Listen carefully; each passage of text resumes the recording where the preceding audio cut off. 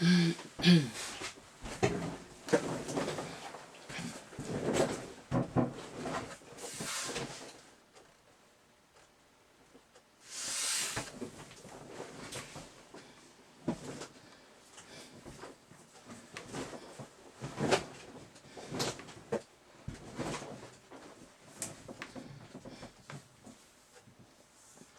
te bénissons, tendre Père, parce que tu es bon. Merci pour cette belle journée qui commence. Merci parce que pendant ces moments de partage, tu vas nous guider pour répondre aux questions de personnes qui sont intéressées. Nous te glorifions et nous te demandons que ton esprit nous guide. Au nom de Jésus. Amen.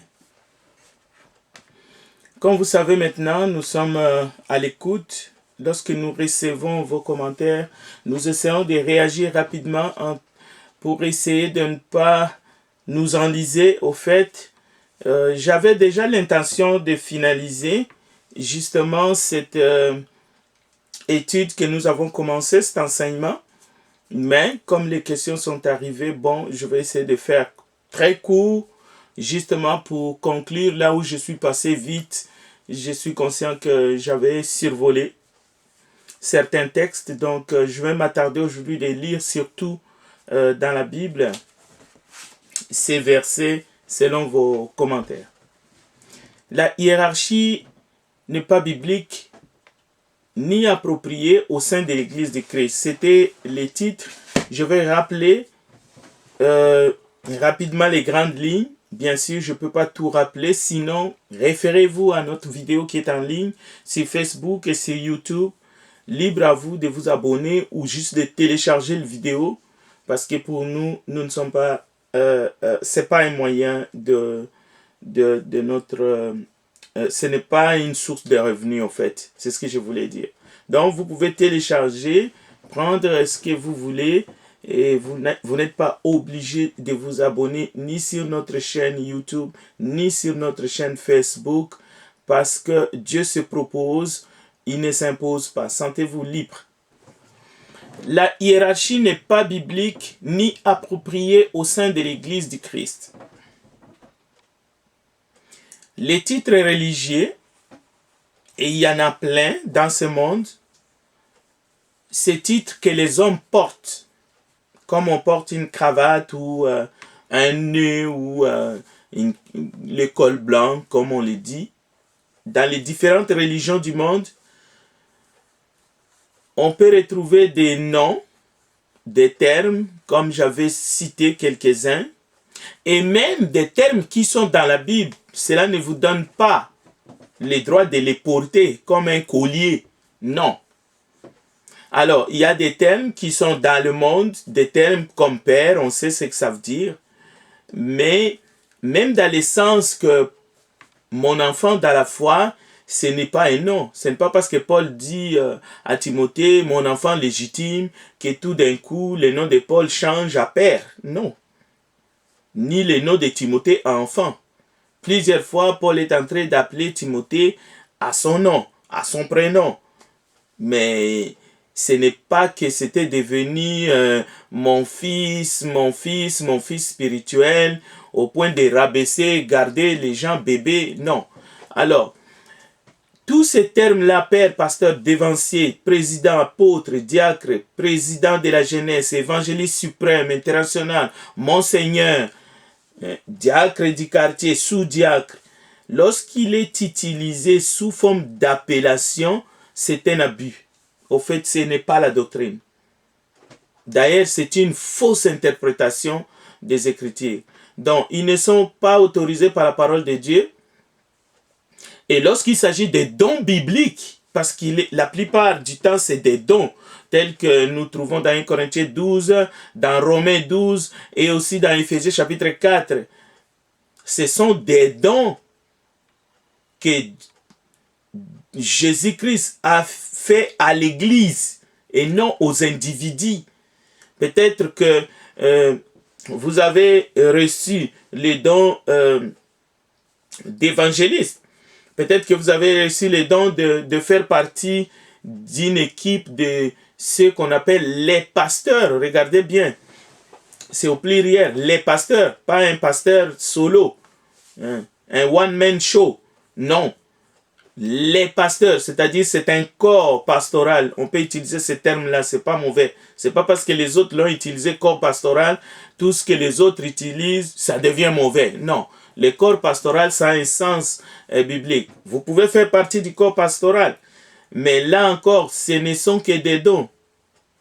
Ce n'est pas des appellations, ce n'est pas des noms propres. Alors, quand il s'agit des dons bibliques,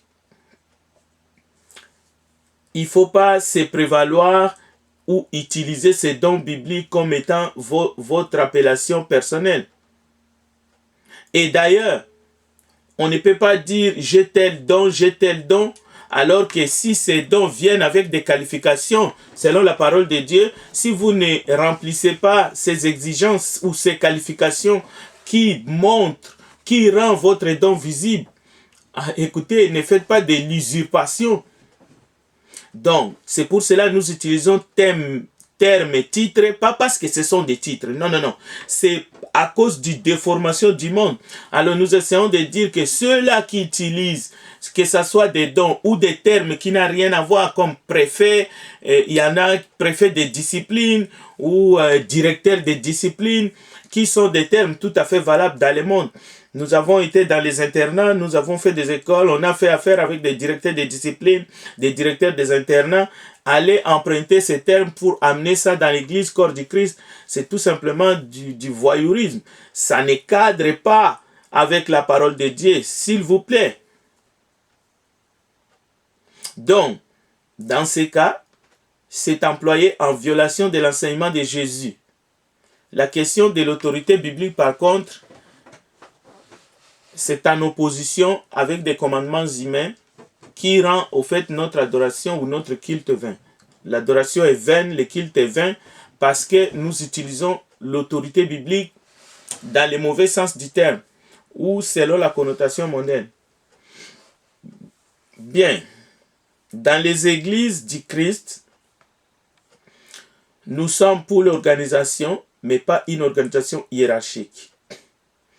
L'autorité de la parole, nous le reconnaissons à ceux qui ont reçu les dons des ministères, et quelques dons, pas tous les dons des ministères viennent avec l'autorité. Non, ce n'est pas tous les dons. Non, non, non. Par exemple, il y a des dons des ministères où ça ne requiert pas forcément une autorité pour exercer ces dons-là. Parce que normalement, l'autorité vient avec la parole. C'est l'autorité de la parole. Mais si tu prêches, tu dois prêcher la parole avec l'autorité qui vient avec. Par exemple, tu n'as pas besoin de l'autorité pour diriger un cantique. Par exemple.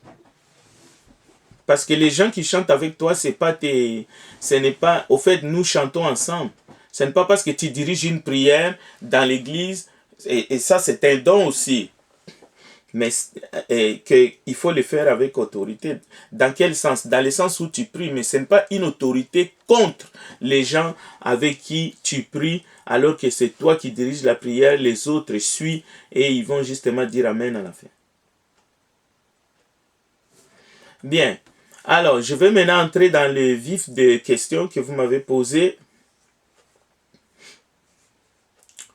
Nous avons dit l'autorité dans le Nouveau Testament est un service. Par contre, le modèle hiérarchique de l'autorité dans le monde est le soubassement d'un esprit tyrannique. Donc, nous rendons service avec humilité et avec autorité. Il y a des responsables qui peuvent exercer leurs dons. Cette autorité n'est pas dirigée vers les autres sous forme de commandements rigides. Non. Lorsqu'on considère la majorité de l'assemblée comme étant des brebis, c'est-à-dire des membres, c'est-à-dire dans la classe animale, et puis le seul humain parmi eux, c'est le berger qui s'occupe de tout. Pour des êtres qui ne sont pas de la même nature que lui, parce que lui, il est dans il est d'une autre nature. Au fait, il est oint, il est spécial, il est au-dessus, c'est-à-dire, il n'est pas de la même nature que les autres participants dans l'assemblée. Lui, il est intouchable, incorrigible, quelqu'un qui est doté de pouvoirs superstitieux. Donc, on lui a versé l'huile en utilisant une sorte de corne où on a mis l'huile d'olive mélangée avec d'autres huiles et avec d'autres fleurs, je ne sais pas, ramassées où, sous forme d'Aaron. Alors, vous avez porté votre toge couché par terre, quelqu'un est marché sur vous, le souverain sacrificateur. Vous êtes dans les cultes, au fait, comme les gens de... oui, les prophètes de Baal. Vous êtes vraiment dans la perdition, mais la plus totale.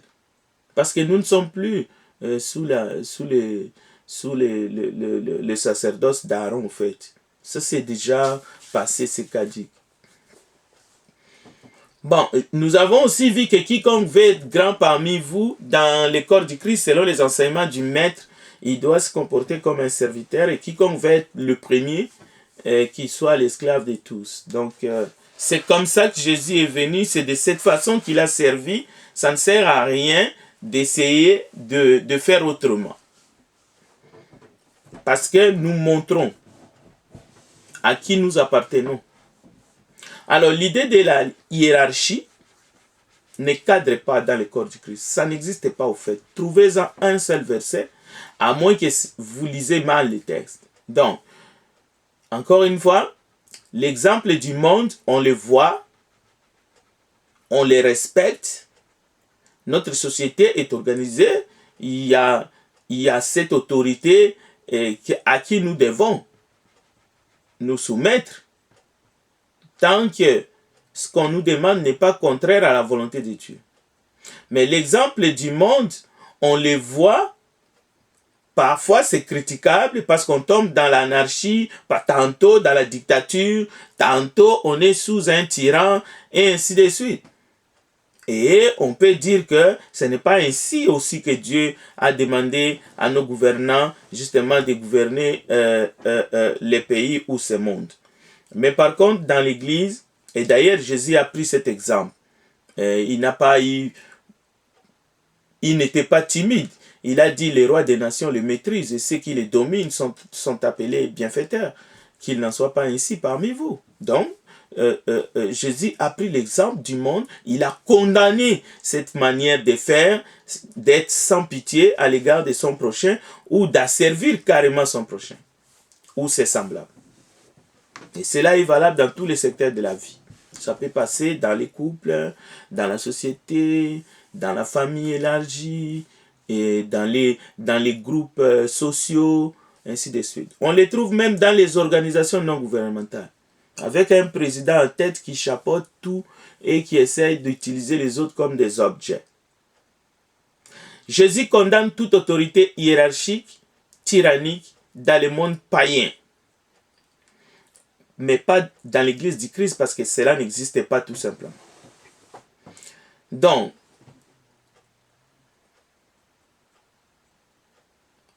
en conclusion de cette introduction, l'enseignement de Christ n'est pas compatible avec le modèle d'autorité hiérarchique qui existe dans le monde et dans les églises dénominationnelles. Parce que c'est ça la question.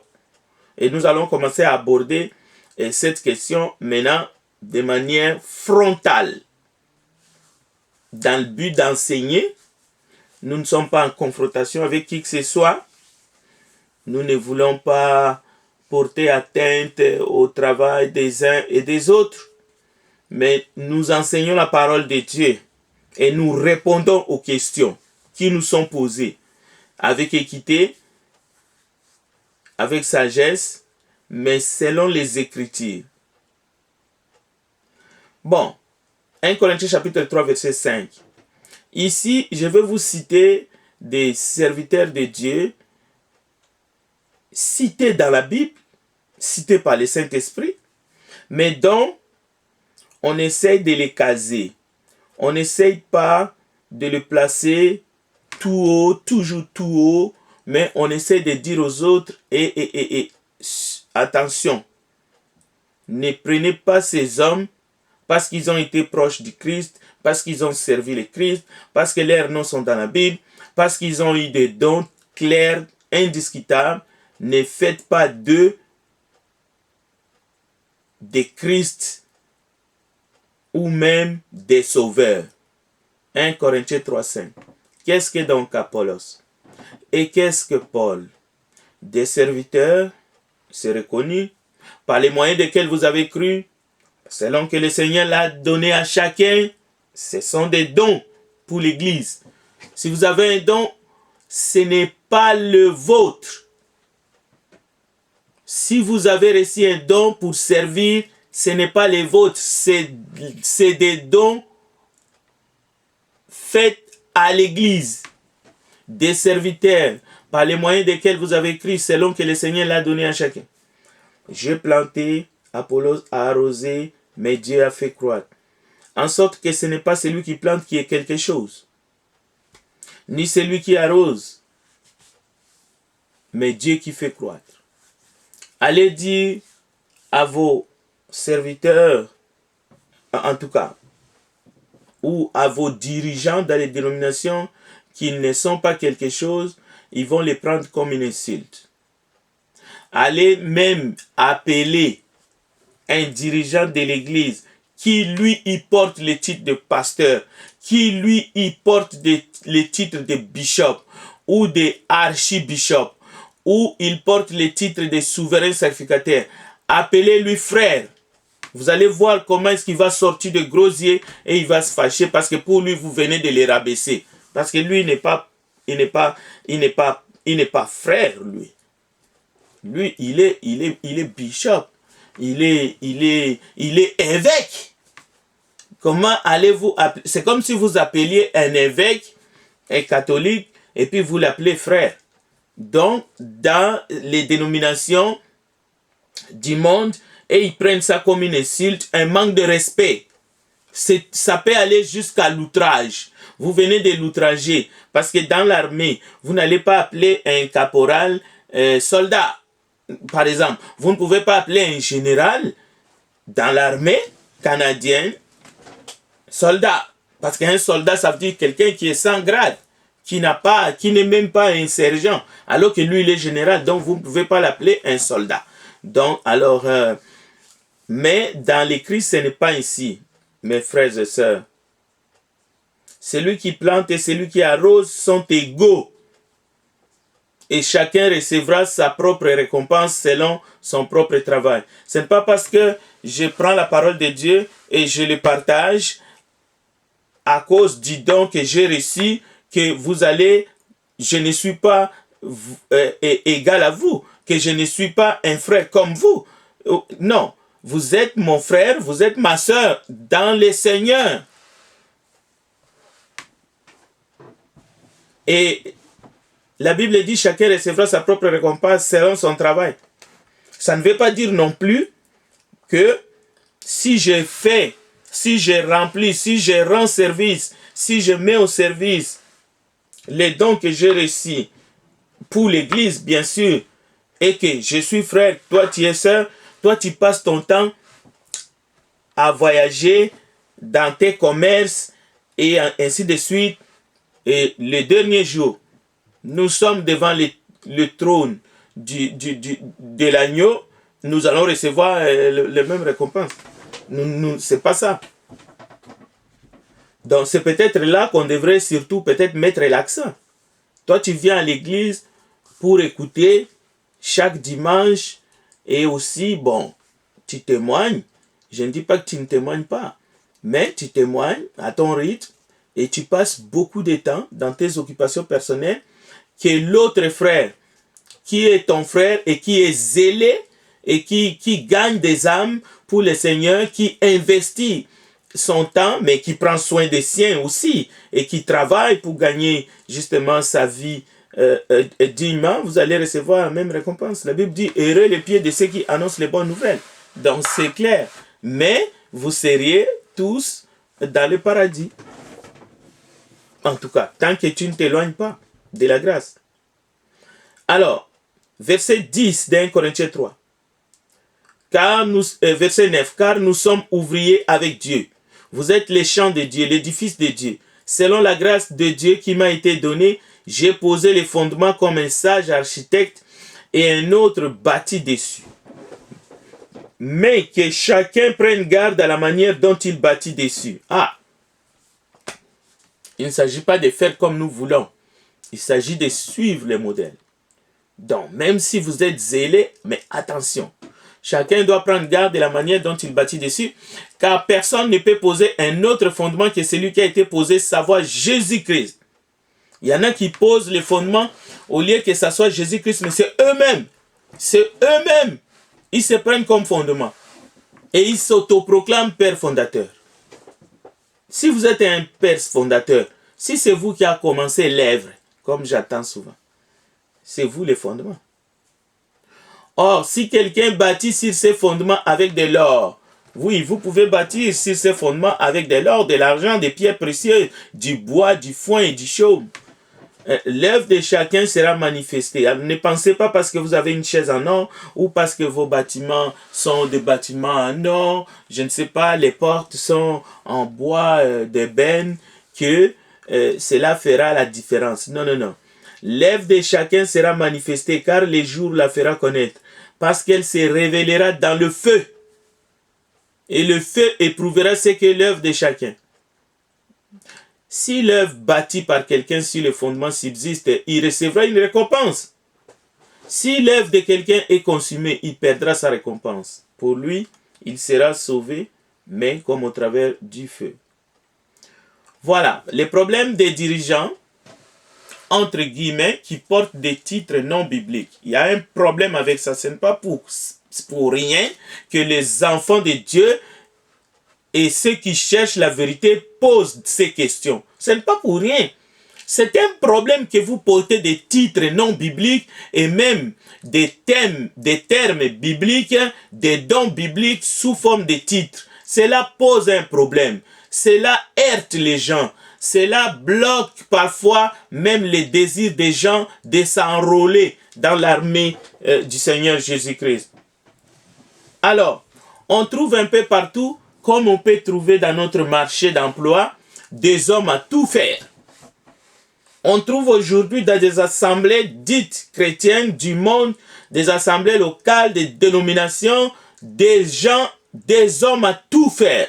Et on les a attribué un titre farfelu, pasteur, qui veut dire dans ce monde un homme à tout faire pour une assemblée locale. Quand on dit un homme à tout faire, cela ne veut pas dire qu'il fait tout, ce serait faux.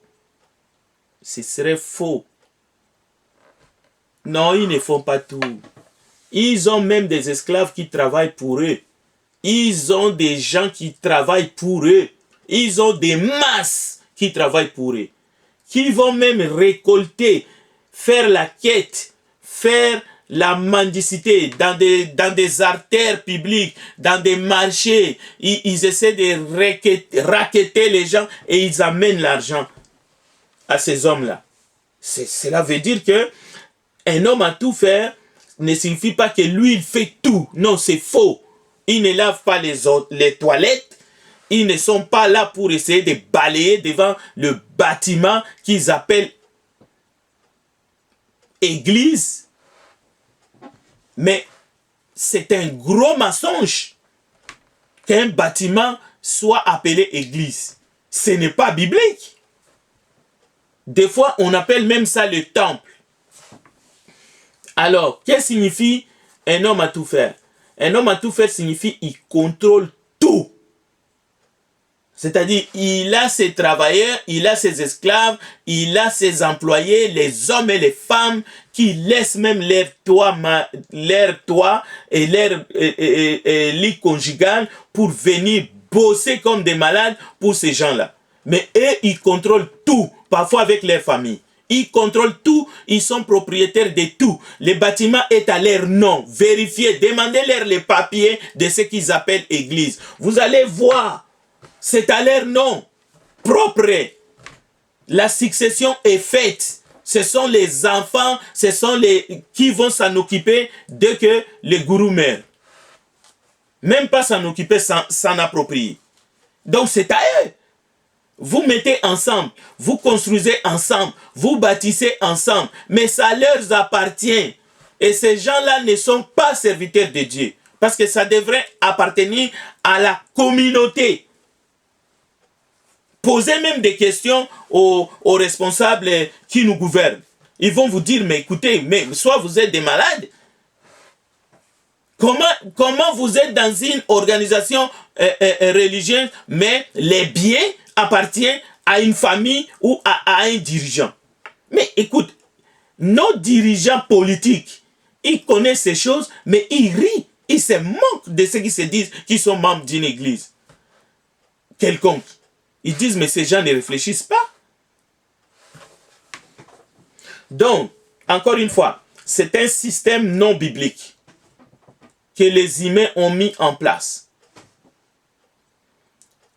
Le rôle qu'on attribue à un homme qui se dit serviteur des autres, il fait des acrobaties, il chante, il dirige les chants, il fait des grandes prières en public pour montrer que c'est lui qui prie pour tout le monde. Si vous êtes en santé, c'est grâce à mes prières. Si vous réussissez dans vos affaires, c'est grâce à mes prières. Si vous avez de belles familles, vous avez eu des enfants, c'est grâce à mon intercession. Non, un pasteur one-man show est devenu de nos jours une profession hautement spécialisée. C'est une invention post-biblique qui évoque des traditions sacerdotales bien intentionnées, sans véritable intérêt. Même si nous avons dit la fois passée qu'il y en a qui ont une bonne conscience, qui essayent même de travailler en équipe malgré eux, mais attention, il y a toujours des exceptions à la règle.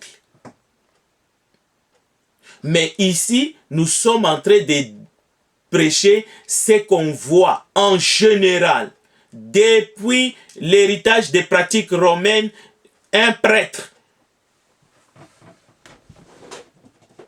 Et cela nous rappelle la prêtrise lévitique qui n'est plus aujourd'hui, disons, valable. Donc, les apôtres du Christ nous ont montré que dès les premiers instants, on a choisi des ministres, parce que c'est ça que ça veut dire aussi les diacres. On les a établis. La procédure de ce choix était claire aux yeux de toute la multitude. Parce qu'ils ont appelé la multitude, imaginez. Oui, la Bible est vérité. Le jour de la Pentecôte, il y a eu combien de conversions? 3000. Ils ont appelé la multitude, mais ils ont choisi 6 personnes.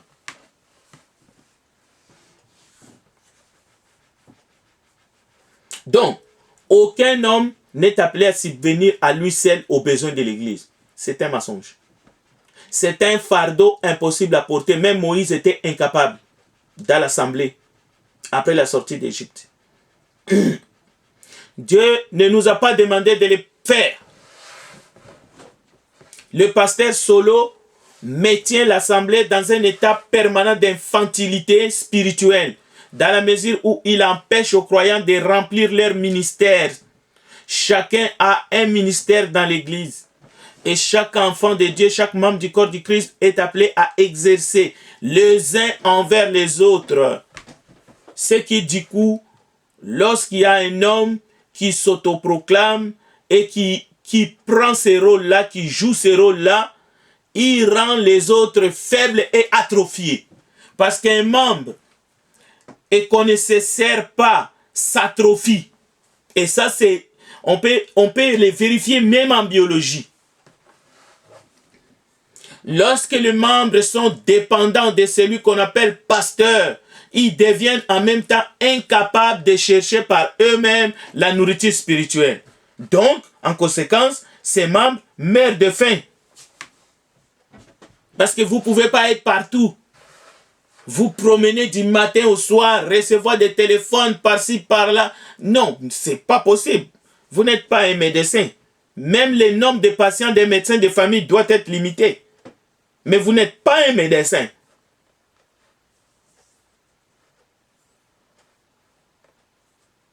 Parce que la relation entre médecin et patient, c'est différent de la relation entre un frère qui a reçu un don pour l'édification du corps et un autre frère qui a un autre nom, qui a un autre don pour l'édification du corps du Christ.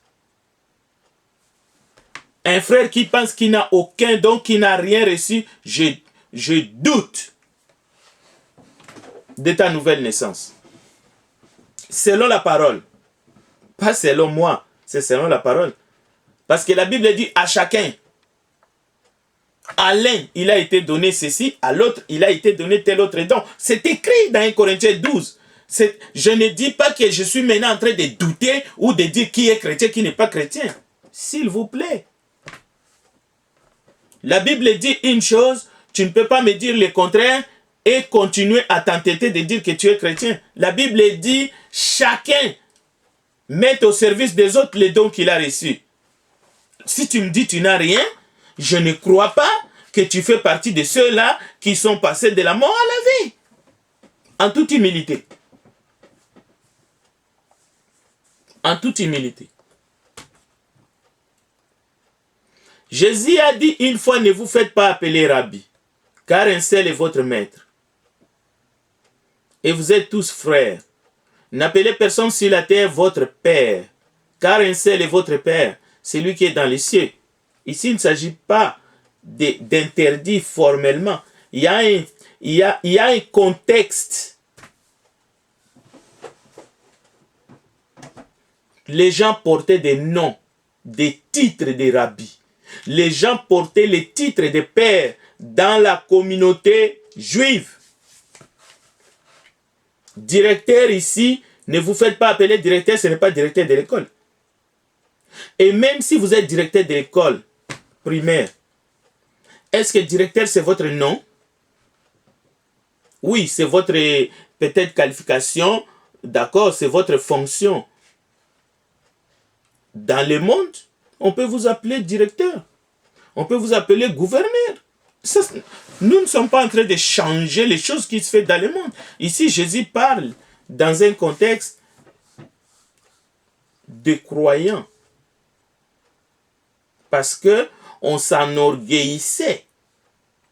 Et d'ailleurs, il termine par dire quiconque s'élèvera sera abaissé, quiconque s'abaissera sera élevé. C'est-à-dire, on utilisait ses positions, on utilisait ses postes pour se glorifier et pour rabaisser les autres. C'est pour ça que Jésus dit non. Donc, il y a un contexte.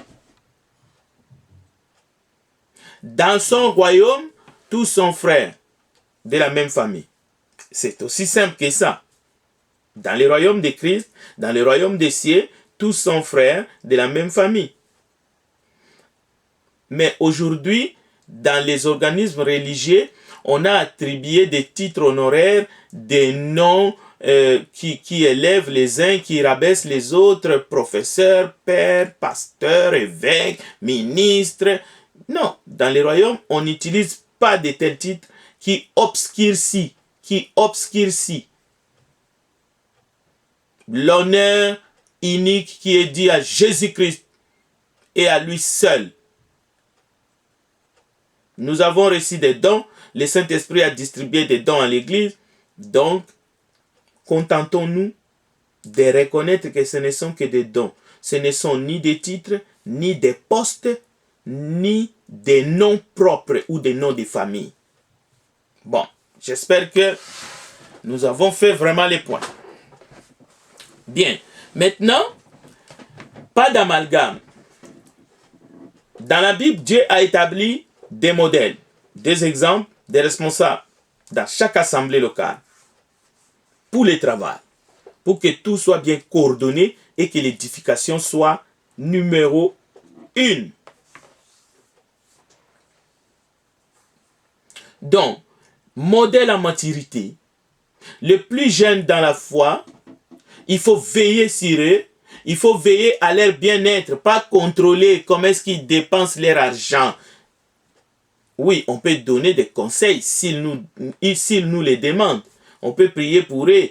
Il ne s'agit pas de contrôler les couples, essayer de faire une sorte de lavage de cerveau, de cure d'âme, essayer d'être comment dirais-je, de parrain. Un chrétien n'a pas besoin de parrain.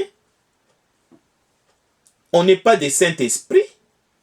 Pourquoi tu veux t'immiscer, savoir tout ce qui se passe dans le couple de ton frère ou de ta sœur? Tu veux t'improviser conseiller.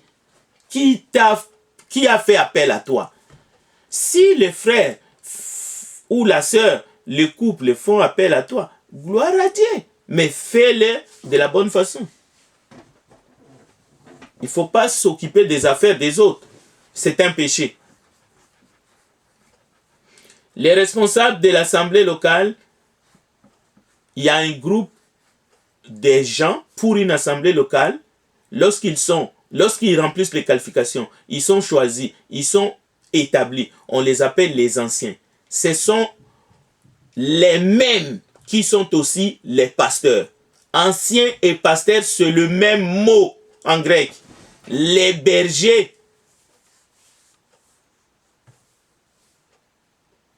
Épiscopaux. C'est eux le berger, c'est eux qui doivent paître les troupeaux de Dieu. Je vous donne les textes. Je vous donne 3 textes. Et d'ailleurs, c'est simple. 1 Pierre chapitre 5 et Acte 20. Acte 20. Je vais lire Acte chapitre 20 parce que beaucoup n'ont jamais lu ce texte. Ils n'ont jamais compris parce qu'on trouve dans une assemblée locale, dans une église dénominationnelle, le pasteur, one man show, et ensuite des anciens, un groupe d'anciens qui sont des subalternes, qui sont soumis à lui, mais au bâton. Et après, on va aller trouver des diacres qui, eux aussi, on les traite comme une basse classe, soumis aux anciens, ainsi de suite. Cette hiérarchie-là n'est pas biblique. Les pasteurs et les anciens, ce sont les mêmes personnes. C'est le même mot dans la Bible. Éphésiens chapitre 20. Et non, Actes des Apôtres chapitre 20, s'il vous plaît.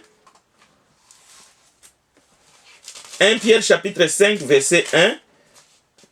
Peut-être que vous n'avez jamais lu.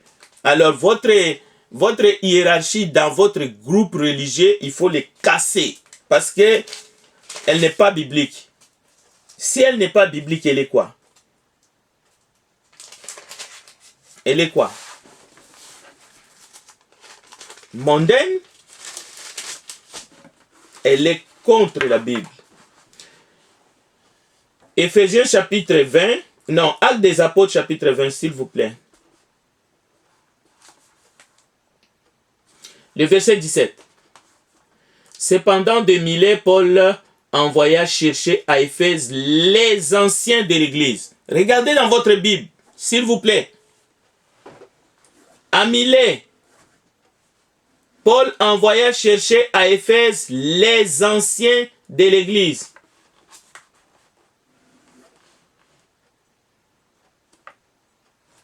On continue. Lorsqu'ils firent arriver vers lui, il leur dit, vous savez de quelle manière, depuis le premier jour où je suis entré en Asie, je me suis sans cesse conduit avec vous, servant le Seigneur en toute humilité avec larmes, et au milieu des épreuves que me suscitaient les embûches des Juifs. Vous savez que je n'ai rien caché de ce qui vous était utile, et que je n'ai pas craint de vous prêcher et de vous enseigner publiquement et dans les maisons, annonçant aux Juifs et aux Grecs la repentance envers Dieu et la foi en notre Seigneur Jésus-Christ. Et maintenant, voici lié par l'Esprit, je vais à Jérusalem ne sachant pas ce qui m'y arrivera. Seulement de ville en ville, l'Esprit Saint m'avertit que des liens et des tribulations m'attendent. Et regardez le verset 25. Et maintenant, voici, je sais que vous ne verrez plus mon visage, vous tous au milieu desquels j'ai passé en prêchant le royaume de Dieu. C'est pourquoi je vous déclare aujourd'hui que je suis pur du sang de vous tous, car je vous ai annoncé les conseils de Dieu sans rien cacher. Et le verset clé, c'est le verset 28. Prenez donc garde à vous-même et à tous les troupeaux sur lesquels le Saint-Esprit vous a établi évêque. Donc, ce sont les anciens que vous appelez anciens dans vos congrégations, que le Saint-Esprit a établi comme évêque.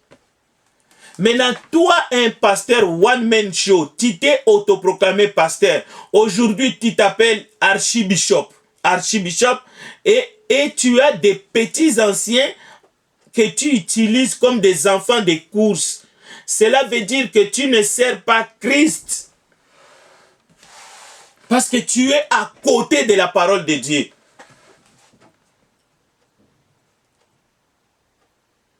Les pasteurs sont des anciens. C'est eux les bergers. Si vous lisez 1 Pierre 5, ça va vous dire clairement. Mais combien de fois on va vous dire pour que vous commencez à pratiquer la vérité? Mais il y a toujours des gens qui vont s'appeler pasteurs seuls dans l'église et ils continuent à avoir un groupe de gens qu'ils appellent les anciens. C'est la confusion mais totale. C'est le monde dans l'église. Mais en réalité, ce n'est pas le monde dans l'église. C'est le monde dans les dénominations. Parce que ce n'est pas l'église, ça. Donc, les termes anciens ne correspondent donc pas à un poste très précis. On peut dire cela. C'est un groupe de frères qui ont des dons et ensemble, ils vont paître les troupeaux de Dieu localement, dans une ville donnée et dans une adresse donnée, et pas dans plusieurs adresses. Comment voulez-vous que vous puissiez agir, que vous puissiez avoir l'influence dans plusieurs assemblées? Même les apôtres, vous voyez, ils envoient des lettres.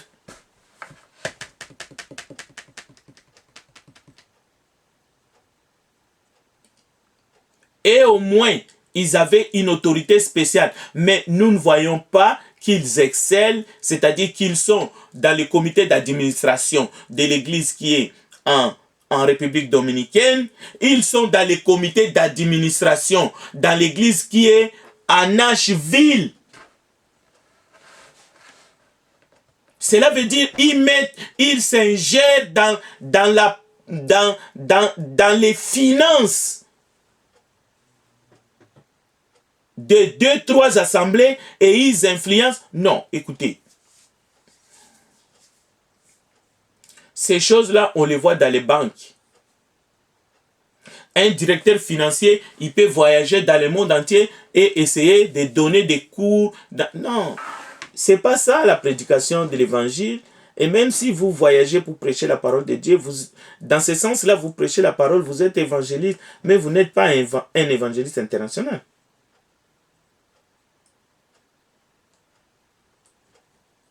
Bon, je vais lire les textes et on termine. Voici les réponses à vos questions. Actes chapitre 6, versets 1 à 7. En ce temps-là, le nombre des disciples augmenta. Les hellénistes murmurèrent contre les Hébreux parce que leurs veuves étant négligées dans la distribution qui se faisait chaque jour. Les douze convoquèrent la multitude des disciples. Bon, comment est-ce qu'il faut faire sans se tromper pour établir les diacres, pour qu'on ne tombe pas dans les tribalismes, les clanismes? Mais la parole de Dieu est là. C'est ça, regardez. Les 12, ils n'ont pas commencé à dire non, vous êtes des Bethphagées, vous venez de Galilée, et vous venez... Non, ils n'ont pas fait ça. Et vous êtes des Grecs, donc vous êtes exclus, ainsi de suite. Vous n'étiez pas. Non, regardez les critères. Il y a des critères dans la Bible. Et si vous n'avez pas ces critères, vous allez au ciel pareil. Mais ne venez pas vous aventurer pour essayer de vous imposer comme diacre. Les frères qui sont choisis, ils ne se sont même pas proposés eux-mêmes. Ce sont les autres qui ont fait la proposition de ces groupes de gens et ils ont été établis. Il n'y a pas eu une division dans l'église à cause de l'établissement des diacres. Il n'y a personne qui a dit, moi, je veux être diacre. Les 12 convoquaient la multitude des disciples et dirent, il n'est pas convenable que nous laissons la parole de Dieu pour servir autant. C'est pourquoi, frères, choisissez parmi vous 7 hommes, de qui leur rende un bon témoignage, qui soit plein d'Esprit Saint et de sagesse, et que nous chargerons de cet emploi, et nous continuerons à nous appliquer à la prière et au ministère de la parole. C'est le ministère de la parole. Mais le diaconat, ce n'est pas quelque chose qui serait tout d'un coup, comment dirais-je, il y en a qui pensent que le diaconat, c'est profane. Oui, c'est pour s'occuper des choses matérielles. Qui vous a dit ça? Est-ce que les gens qui sont choisis ici, ils s'occupent des choses matérielles? Qui vous a dit que les choses matérielles, parmi les enfants de Dieu, c'est profane? Tout est pur pour ceux qui sont purs. Est-ce que vous n'avez pas vu qu'à cause des choses matérielles, à cause de la distribution, tu peux manquer le royaume des cieux? Tu peux tomber dans l'injustice. C'est spirituel. Les diacres sont des vrais ministres. Et d'ailleurs, parmi eux, on voit qu'ils ont excellé dans la prédication, dans l'évangélisation, et même qu'ils ont dans le Saint-Esprit. Et d'ailleurs, regardez les critères. C'est pourquoi, frères, choisissez parmi vous 7 hommes de qui leur rendent un bon témoignage, qui sont pleins d'Esprit Saint et de sagesse, et que nous chargerons de cet emploi. Je n'ai jamais vu des gens éphémères, des gens qui s'occupent des choses du monde, des choses matérielles, et avec ces critères-là, avec ces qualités-là. Bon témoignage, ça c'est éphémère. Est-ce que ça c'est matériel? Plein d'Esprit Saint? À quoi ça sert d'être plein d'Esprit Saint et de s'occuper seulement des choses matérielles? Non, dans l'église, les choses matérielles, c'est spirituel.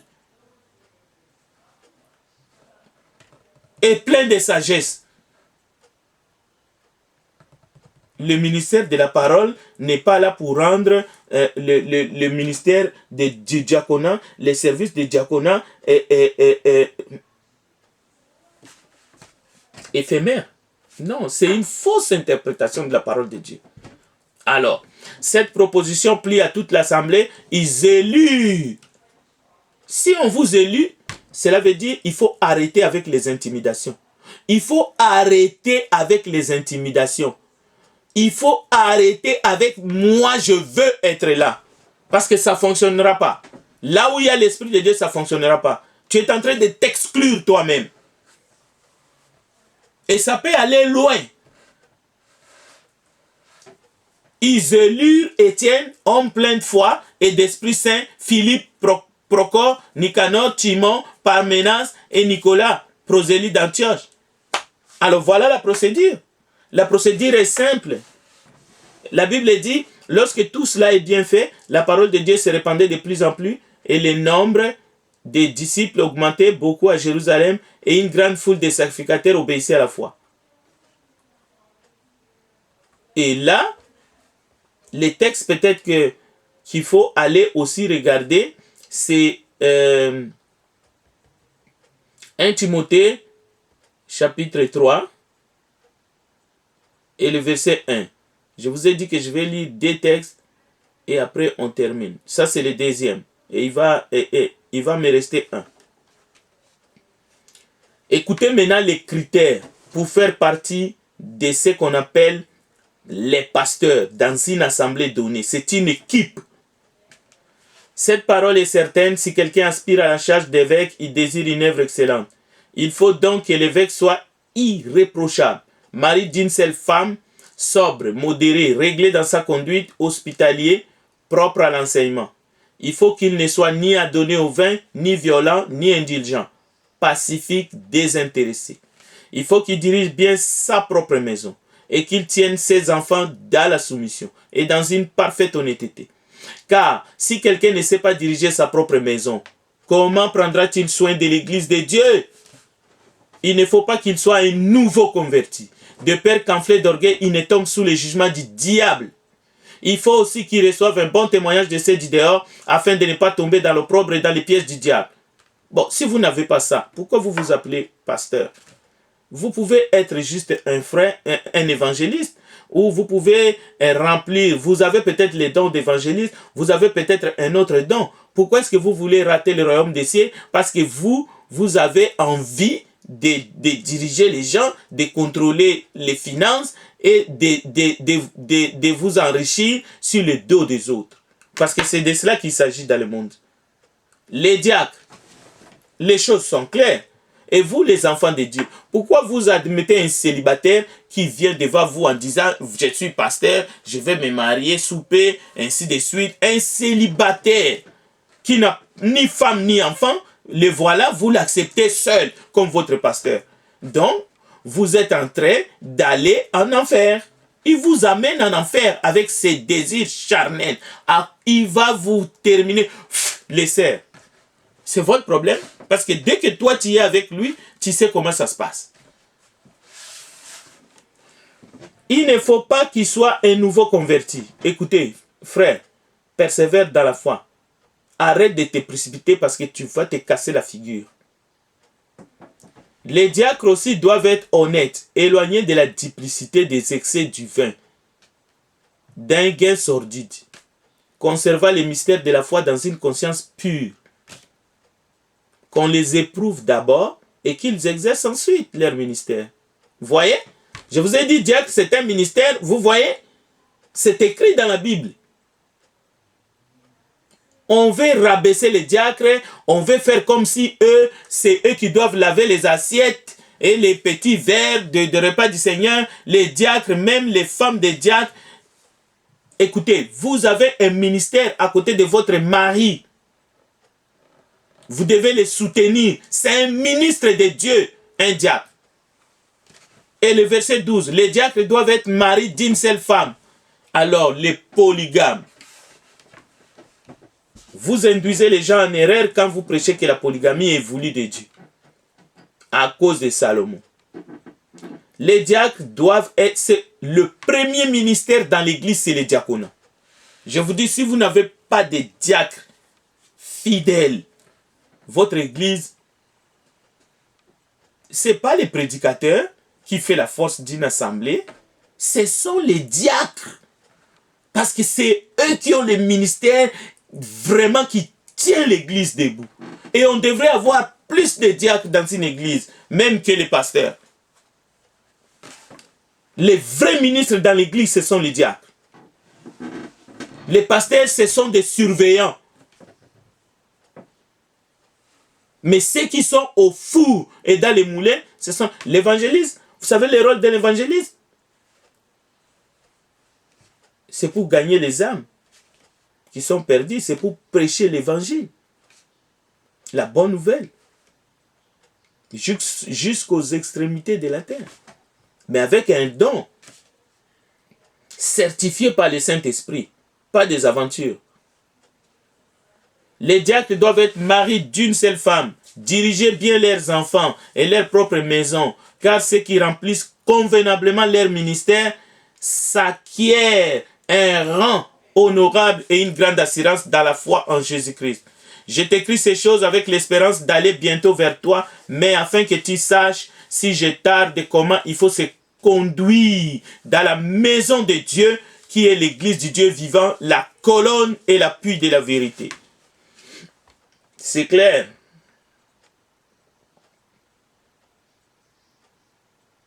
Mais chaque membre de l'église a la grande responsabilité pour la bonne marche de l'église.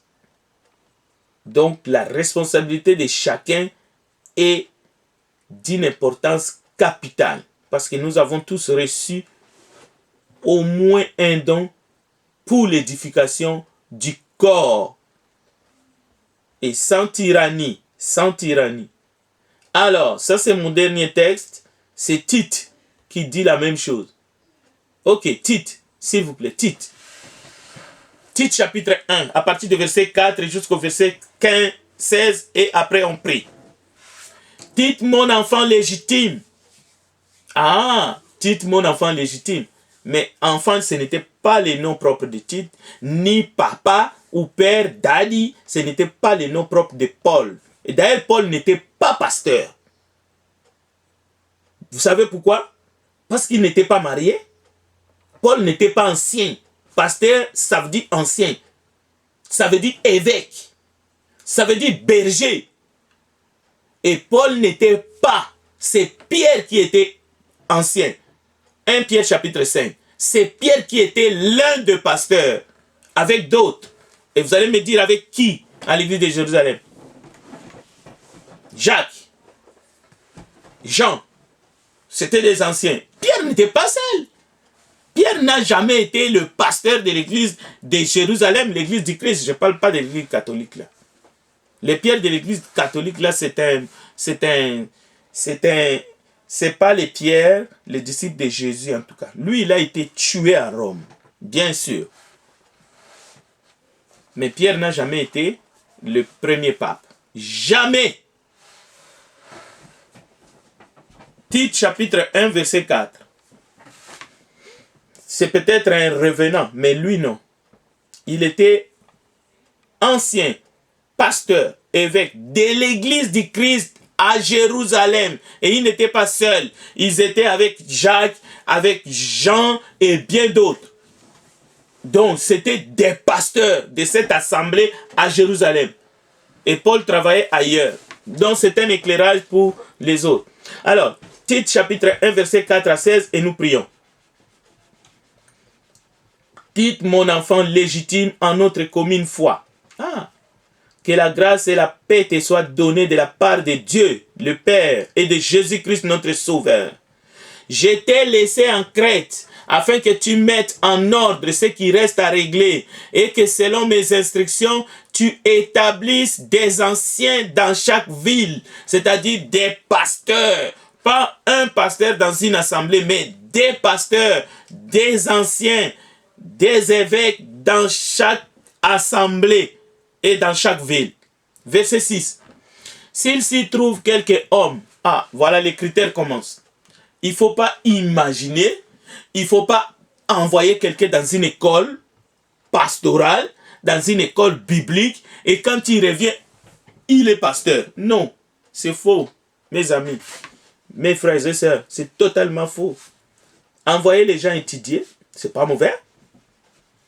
Envoyez vos enfants à l'école, c'est pas mauvais. Mais quand ils reviennent, cela ne veut pas dire qu'ils sont évêques. Non.